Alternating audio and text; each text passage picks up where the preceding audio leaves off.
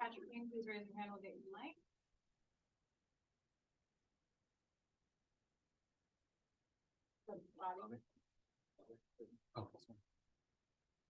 Patrick, what did you see on the end of regulation, and what is it the referees told you? I haven't even looked at the tape yet, so they just told me that Jay pulled his jersey. So I guess in the rules that's considered a flagrant. I didn't even know if that was a reviewable, something that was reviewable, but obviously it was. So it is what it is. And then just the bigger picture of, again, having a double-digit halftime lead and surrendering it, ending up in overtime. What was it today that led to that? I thought we started the game out flat. That's why I called the early timeout. The second half, we started it out flat again. That's why I called that the timeout right at the beginning of the second half. We went from an 11-point lead to a 7-point lead, I think it was. And then it was just nip and tuck. We didn't execute well enough offensively. We gave them, Gigi, I think he had no points at halftime. He ended up with 22.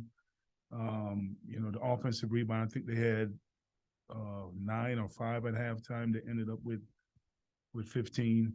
And then they got 24 points off of those 21 points off their second chance.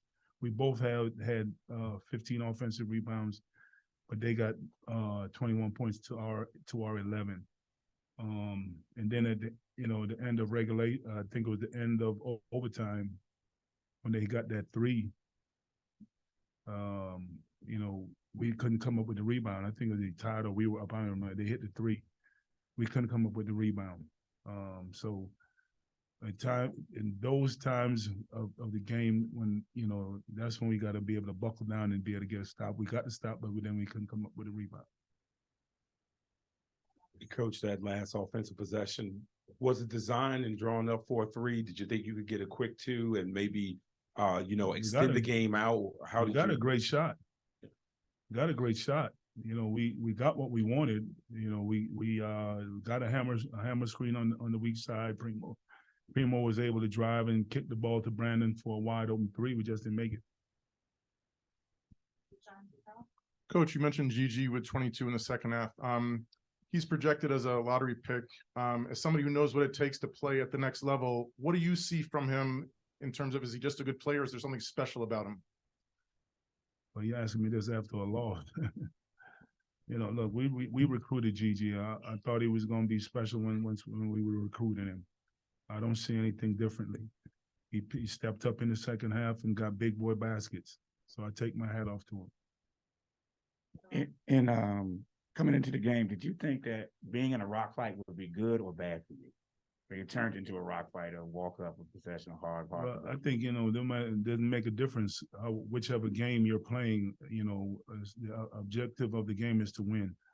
And, we were doing everything that we needed to do in the first half to be able to get that 11-point lead.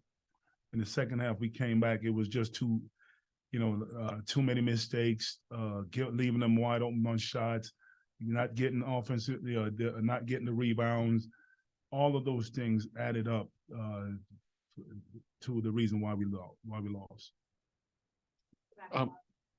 Obviously, it seemed like Brad maybe earned more minutes after his performance the other night in Texas Tech.